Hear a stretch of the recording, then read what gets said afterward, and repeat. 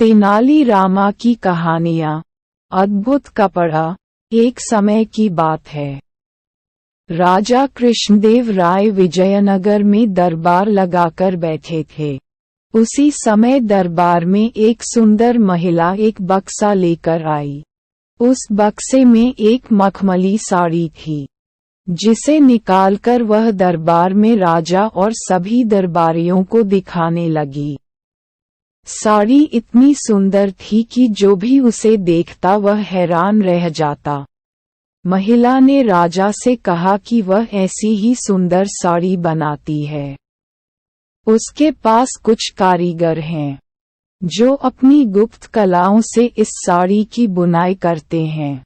उसने राजा से निवेदन किया कि अगर राजा उसे कुछ धन दे तो वह उनके लिए भी ऐसी ही साड़ी बना देगी। राजा कृष्णदेव राय ने महिला की बात मान ली और उसे धन दे दिया। महिला ने साड़ी तैयार करने के लिए 1 साल का समय मांगा। इसके बाद वह महिला साड़ी बुनने वाले अपने कारीगरों के साथ राजा के महल में रहने लगी और साड़ी की बुनाई करने लगी। इस दौरान उस महिला व कारीगरों के खाने पीने से लेकर तमाम खर्चे राजमहल ही उठाता था। इसी तरह 1 साल का समय निकल गया। फिर राजा ने अपने मंत्रियों को उस साड़ी को देखने के लिए उस महिला के पास भेजा। जब मंत्री कारीगर के पास गए तो वह देखकर हैरान रह गए। वहां 2 कारीगर बिना किसी धागे या कपड़े के कुछ बुन रहे थे। महिला ने बताया कि उसके कारीगर राजा के लिए साड़ी बुन रहे हैं, लेकिन मंत्रियों ने बताया कि उन्हें कोई साड़ी दिखाई नहीं दे रही है। इस पर उस महिला ने कहा कि यह साड़ी सिर्फ वही लोग देख सकते हैं जिनका मन साफ हो और जीवन में उन्होंने कोई पाप न किया हो। महिला की यह बात सुनकर राजा के मंत्री परेशान हो गए। उन्होंने बहाना बनाते हुए उस महिला से कहा कि उन्होंने वह साड़ी देख ली है और वो वहां से चले गए।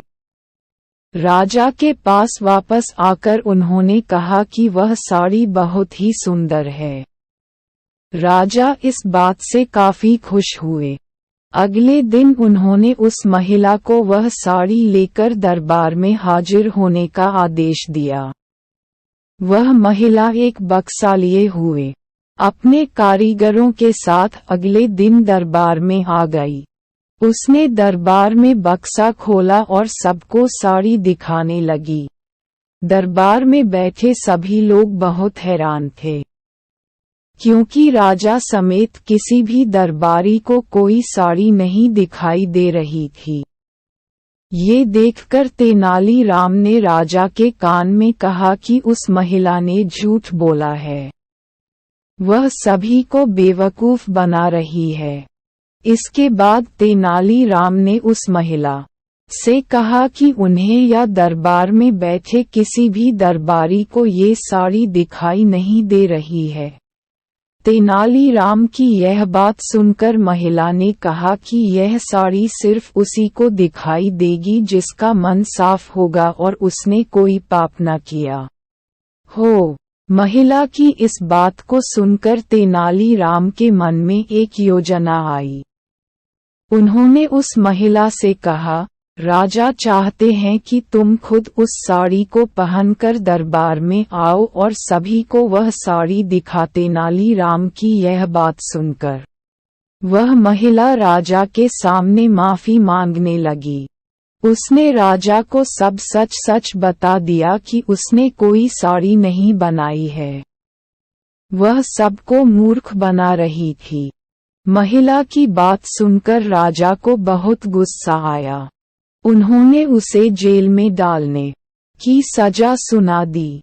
लेकिन जब उस महिला ने बहुत विनती की तो उन्होंने उसे छोड़ दिया और माफ करके उसे जाने दिया। साथ ही राजा ने तेनालीराम की चतुराई की तारीफ भी की।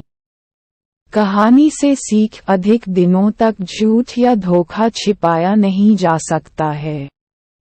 एक न एक दिन सच्चाई सबसे सामने आ ही जाती है।